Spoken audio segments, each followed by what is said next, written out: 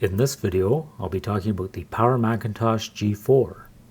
Now, I need to put a big asterisk on there because there were 28 distinct models of G4 Tower made in the 4 years that they were available.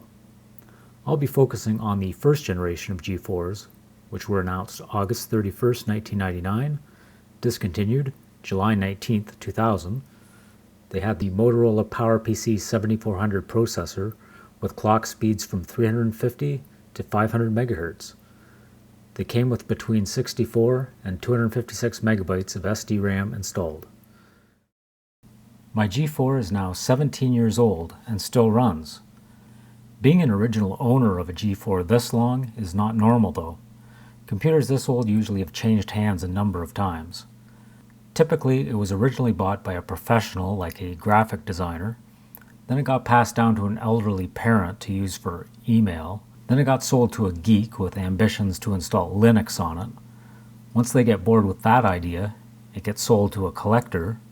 And then the A&E show Hoarders comes to the collector's home and decides to make a big deal about it.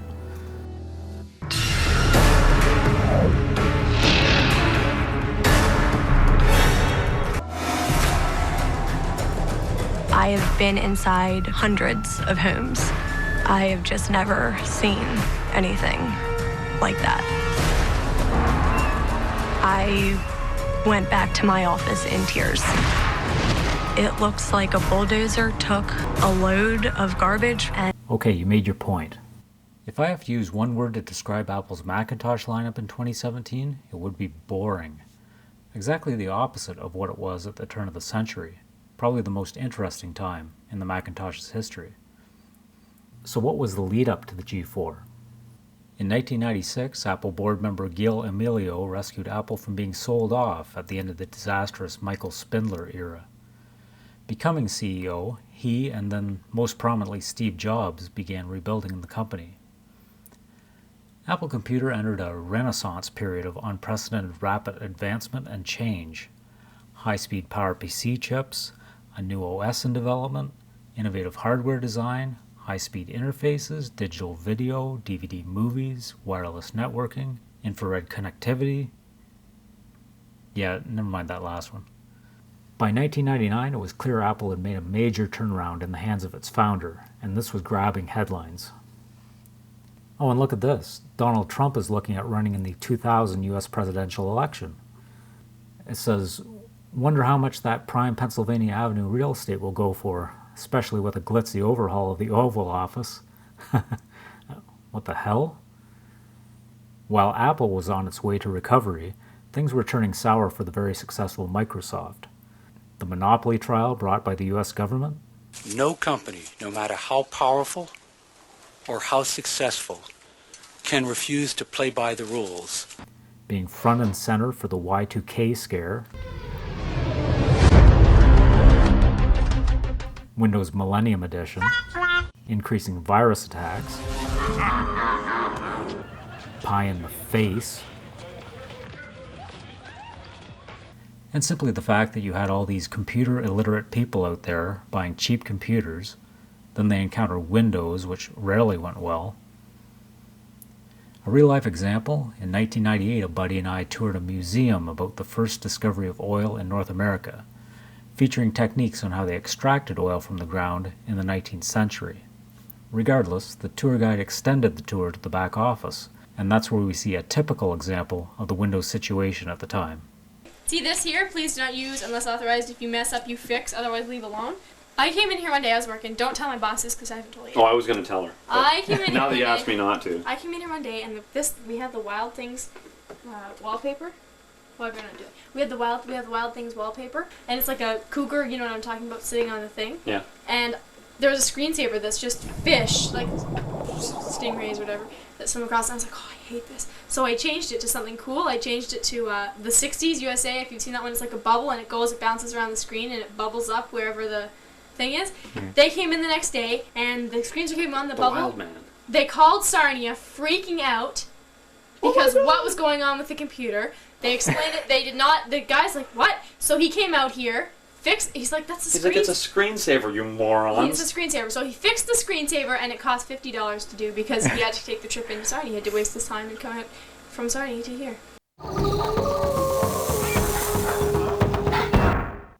Okay, enough about Windows. In January 1999, Apple released a complete redesign of the Power Macintosh G3 tower, with the same attention-grabbing color strategy as the iMac introduced the year before. It replaced both the beige desktop and tower models. What happened to the desktop model? Well, you see, in the late 90s, the fickle computer-buying public believed that computer towers were automatically more powerful than desktops. The bigger the better. And so the PC industry gravitated toward towers. Because it makes your computer experience more unique and better, because we're giving you the total experience. Apple decided to follow this trend and went with towers from this point on. Well, almost. Here's the unveiling of the new G3 by Steve Jobs at the Macworld Computer Conference. The radical new case design was introduced to a mixed reaction, if I've ever heard one. You'd think Steve unveiled King Kong on stage or something. The 1999 new Power Macintosh G3.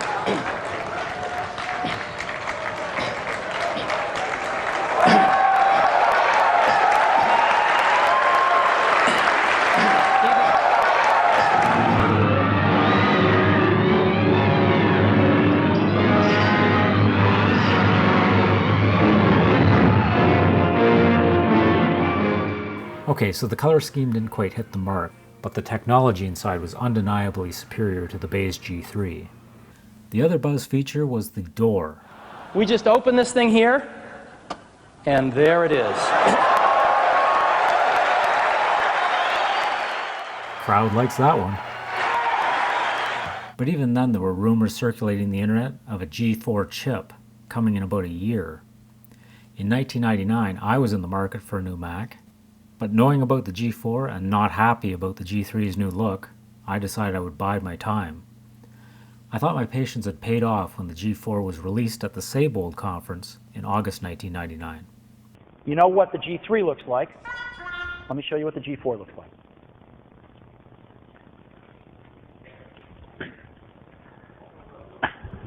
This is it right here. It's beautiful. The new G4 tower had a more muted and professional-looking color. And a beautiful gray we call graphite. Well, it was more of a dark blue, actually. It varies depending on how the light hits it. And without the giant silk screening effect on the side. Thank God. Also changing the plastics of the handles and sidewalls to a crystal clear acrylic plastic instead of the translucent polycarbonate. Apple announced 3 models, 400, 450, and 500 MHz. The 400 available immediately for $1,599 US, the 450 in September for $24.99, and the 500 in October for $34.99. Unfortunately, it quickly became apparent that in the low-end 400 MHz model, the G4 chip had simply been put on a G3 motherboard and sold in the new graphite case. I mean, it was still better than a 400 MHz G3, but with the Apple internal nickname Yikes, I was not motivated to buy it. Apple officially called it the PCI graphics model. The real G4 models, the 450 and 500 MHz models, used a new motherboard nicknamed Sawtooth. Here's the Sawtooth board, and if we flip it over, additional surface-mounted chips. Wait, a chip from Intel? Traitors! This motherboard was much improved over the G3. Aside from doubling the memory bus speed, the most notable improvement was the port for the video card, a double-speed accelerated graphics port, running at 133 MHz, replacing the 66 MHz PCI video card slot. Apple shipped them all with the ATI Rage 128 video card with 16 megabytes of memory. A very powerful video card to have in a base configuration. The Sawtooth G4 also included airport wireless compatibility, though you'd have to buy an airport card for $99. Slide it under the PCI card brace here, and plug the antenna in here, which is wired up to the front handle to pick up the signal. You got a 10, 20, or 27 gigabyte ATA hard drive, which was installed in the base of the machine. There was wiring for 2 parallel ATA drives stacked in the rear bay. The ATA66 drive controller limited the hard drive size to 128 gigabytes maximum. Down the road, once you ran into that limitation, you'd have to invest in a more modern controller like the ATA 100 or 133 PCI card and plug your big hard drives into that. For example, this Sonic card gave you not only ATA 133, but more FireWire ports and more modern USB 2 ports. Now, pro users who wanted something better than ATA could order the G4 with a high-performance Ultra SCSI PCI card. You could add 3 SCSI drives, 1 in each bay. In addition to the 2 FireWire ports on the back, the Sawtooth motherboard also had an internal FireWire port. They projected FireWire drives would become popular for internal storage, and, well, they didn't. Now here's something strange. If we look at Apple's 1999 multi-page glossy ad in Macworld magazine introducing the G4, they've got a 4th model wedged in there, a 450 MHz Yikes with a 13 gigabyte hard drive, DVD, and zip drive. Maybe they wanted to balance the price structure or have 4 models like the G3 towers did. Whatever the case, it did not become a standard model by release time. They all came with a 56K modem, except the high-end model where they just assume you've got something better going on than dial-up. USB 1.1 was there, but this time each port had an independent bus, not a shared bus like the G3. Apple's monitor lineup at the time was called the Studio displays, made to match the graphite color scheme, otherwise similar to the blue and white Studio displays made for the G3 tower. A 15-inch flat panel for $1,099. This was the 3rd and last revision of this monitor design, this time with a digital connector instead of the analog VGA, and only worked with the AGP Sawtooth G4 models. The CRT models had a sharp Trinitron display and 360-degree swivel base, either 17-inch for the great price of $499, or the huge 21-inch version with built-in color calibration for $1499. Oh, and the luxury monitor, the largest LCD monitor to be brought to market at the time, a 22-inch flat panel which Apple called the Cinema display. Price was only $3,999 US. It had an all-new clear acrylic case to match the G4 and featured effortless angle adjustment.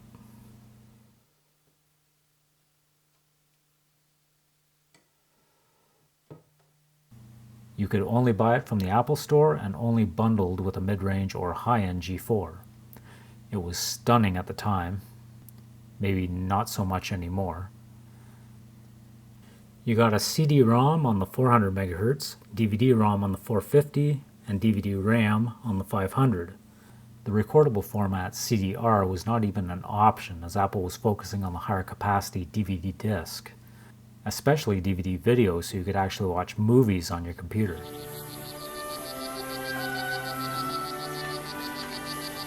Apple did a complete 180 on this when they decided to go all in with iTunes and the iPod in 2001. Yeah, DVD whatever. Now it's rip, mix, burn.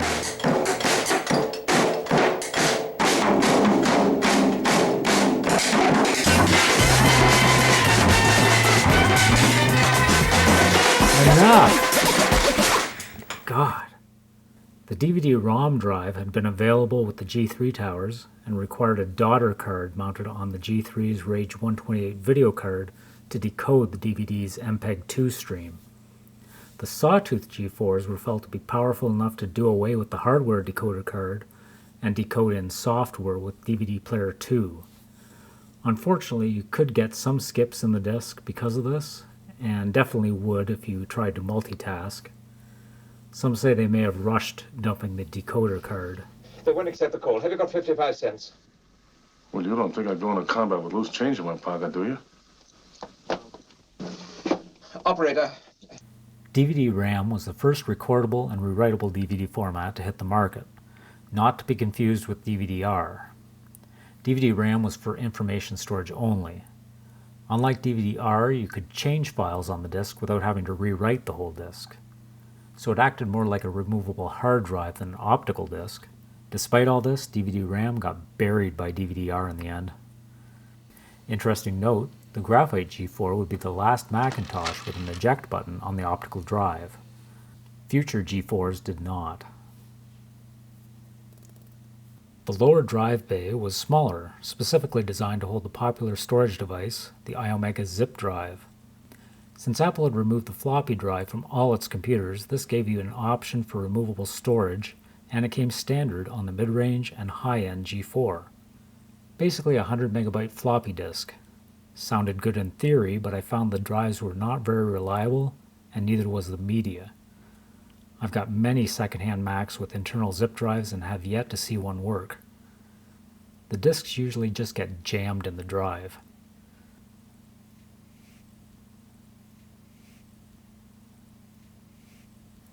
To remove the drive carriers, the front panel will come away by pressing these tabs, then swiveling it away, even though it sounds like you're totally breaking the thing.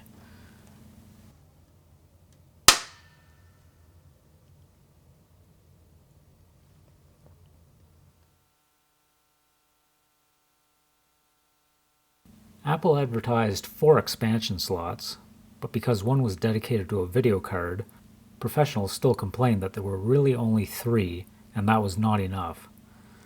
Long 12-inch expansion cards would be supported by a bracket at the far end, the same one that held the airport card.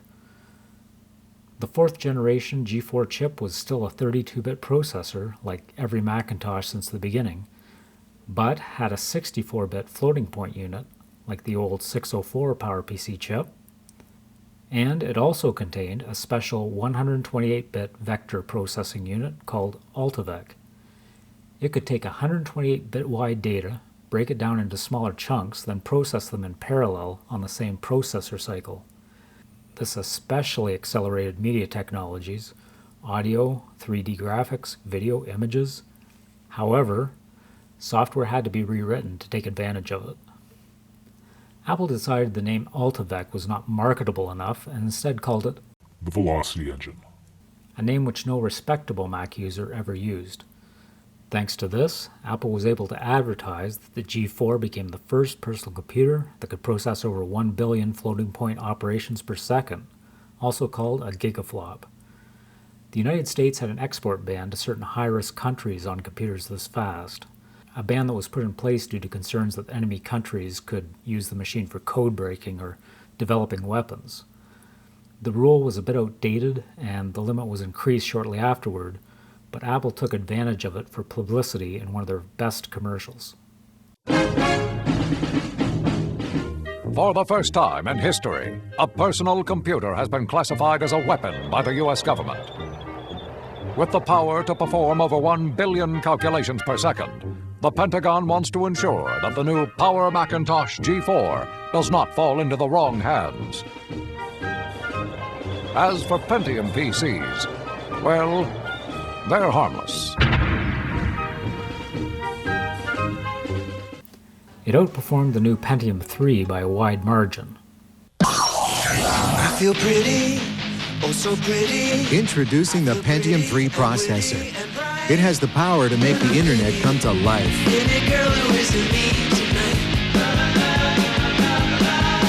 Pentium 3 was still using the 1995 Pentium Pro architecture, same as they used for the Pentium 2.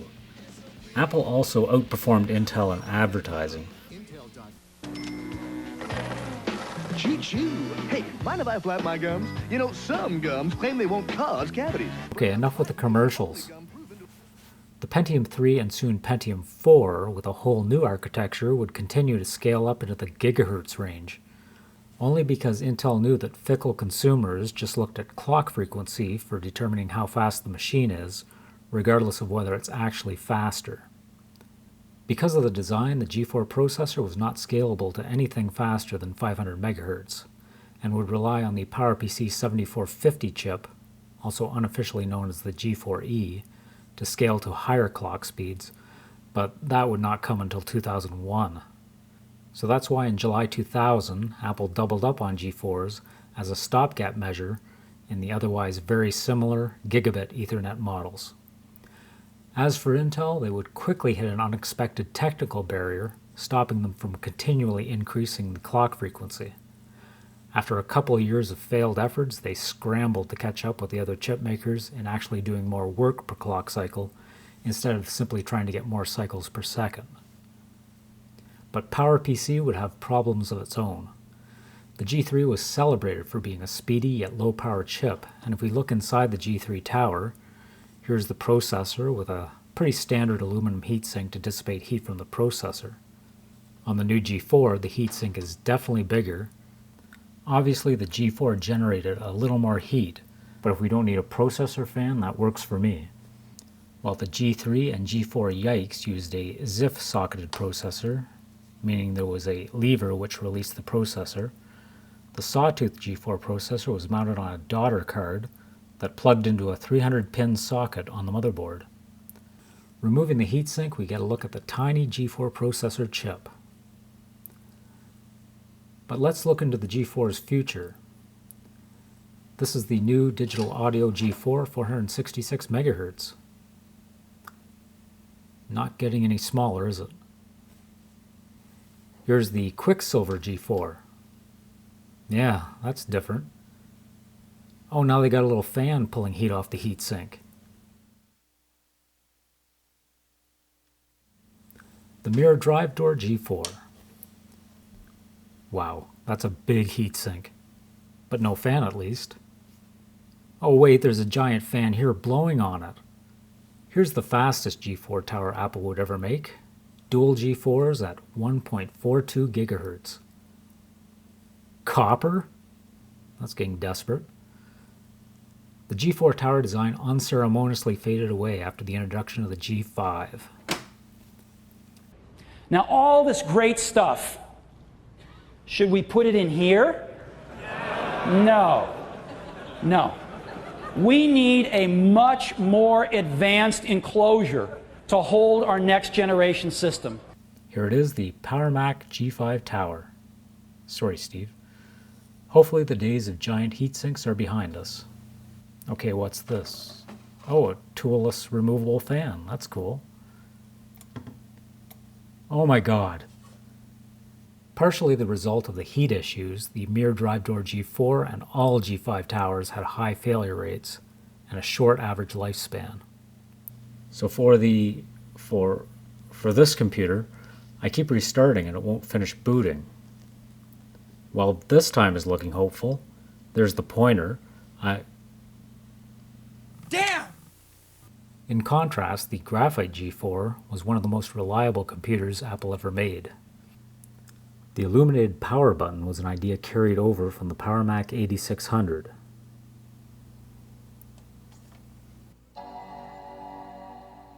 Early G4s had the same style of illuminated buttons as the G3. They would soon change it, inverting the transparency of the lighted button. The 8600 still looked the coolest though. In sleep mode, an amber light would pulse. The Apple USB keyboard and USB mouse were Apple's first USB products and introduced with the iMac. With the G4, you got the new graphite color keyboard and mouse. But other than color, it's the same as what shipped with the iMac. The keyboard was unimpressive, with half-height function and arrow keys, and a cord that was half the length of the previous Apple design keyboard.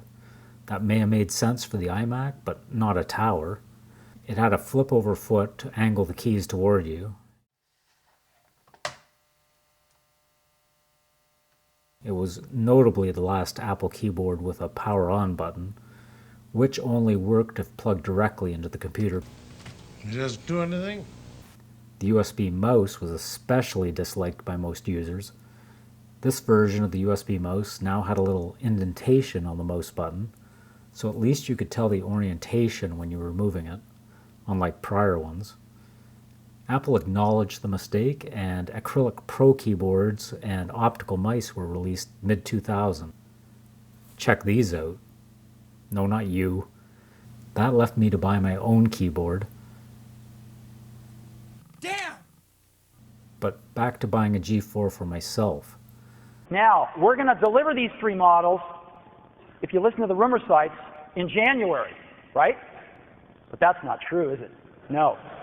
No, actually that would have been a good idea, Steve, because in mid-October, Apple was forced to backpedal on the G4 towers, reducing the speed of each model by 50 megahertz, but keeping the same price, stating that Motorola did not yet have a high enough yield of 500 megahertz chips in their process to meet orders. Motorola also discovered that any G4 chips they did get that operated at speeds of 500 megahertz would produce what they called an errata, corrupting the data cache and taking the whole system down. This made the 500 megahertz processors useless anyway. Motorola reported it would be early 2000 before they could get it resolved. Users were not impressed with what became known as the G4 speed dump, especially those that pre-ordered a G4 and had their orders cancelled.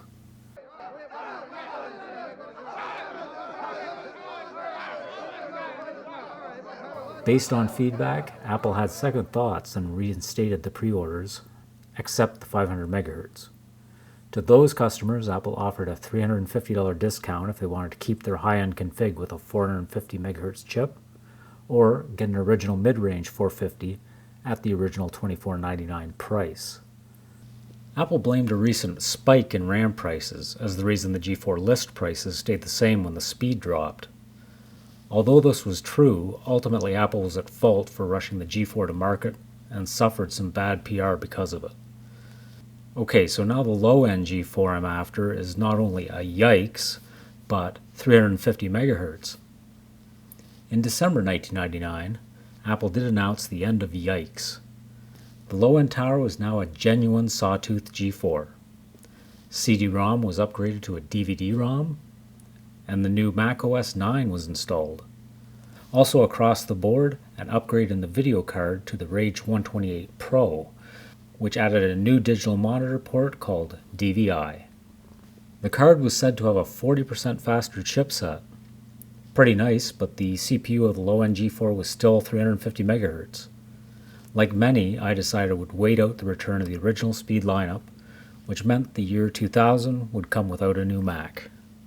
In 10, 9, 8, 7, 6, 5, 4, 3, 2, 1. Yep. Woo! Happy New Year! New Year. Woo! Chug.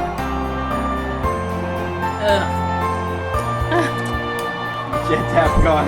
TAFCON? You said chug and then you stopped. Julie chugged? Oh my god!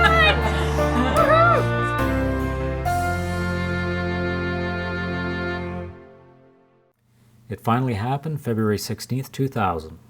The originally announced speeds were restored. Here's my Power Macintosh G4, 400 MHz, received less than 2 weeks later. These are shots of the actual unpacking when I received the machine. If we look at what came in manuals, there was just one manual. The rest warranty and registration. Oh, and we get a couple Apple stickers. Was it necessary to put the registered trademark symbol on the sticker?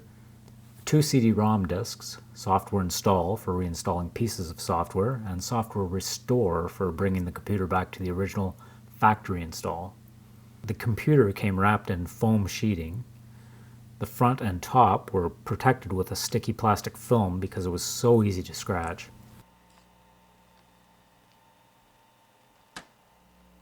Also protecting the Apple logo. I also added a second 64 megabytes of RAM for 128 megabytes total. You had 4 slots to add whatever size RAM you wanted. RAM didn't need to be added in matched pairs or anything like the old days. RAM was ultimately expandable to the maximum possible for the OS 9 Finder, 1.5 gigabytes. On OS 10, the ceiling was raised to 2 gigabytes, but that was crazy amounts of RAM back then, and no one really cared about the RAM limits, at least very few people. Okay, let's start it up.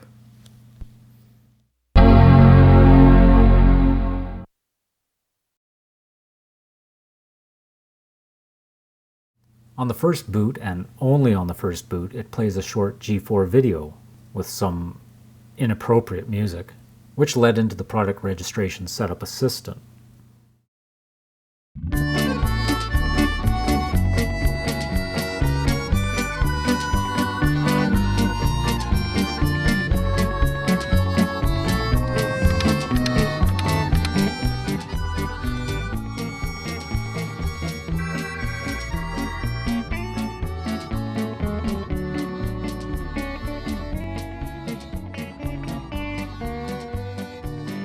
Yeah, I got that part. Performance-wise, it made my 6100 look like a fabulous Fred. With my new G4 system set up, the first concern would be whether it would still run Bungie's Marathon.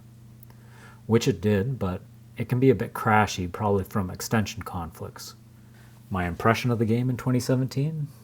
Marathon still has that very eerie feel, and is very well paced, something the sequels never matched. Still, this was 1994 graphics and relatively dumb character AI, so it's hard to feel sympathetic to the civilians being killed. Oh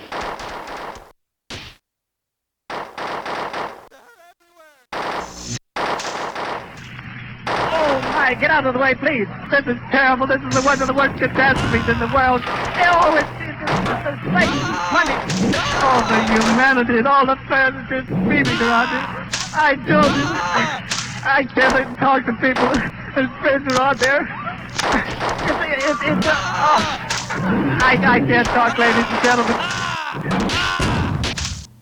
But when you had a 16 megabyte video card, you could play the new Unreal Tournament with amazing graphics.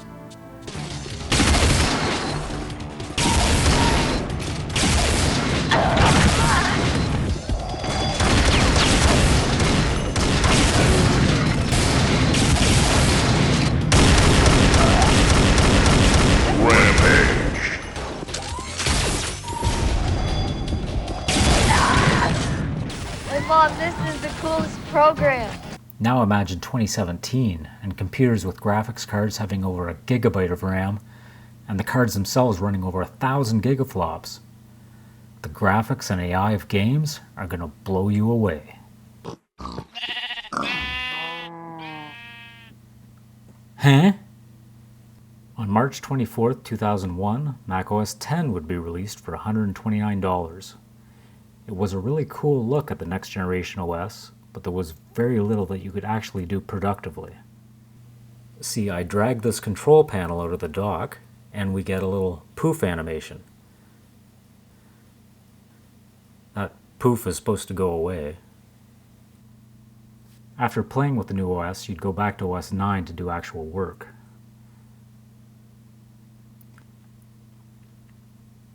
In 2013, I did pick up 4 Sawtooth G4s from a guy. I don't know where he got them, but the hard drives indicate they were originally used at an automotive assembly plant. Very dirty and in various states of disrepair, and only one really worked. No keyboard or mouse, no manuals. He just gave me this disc. What is this?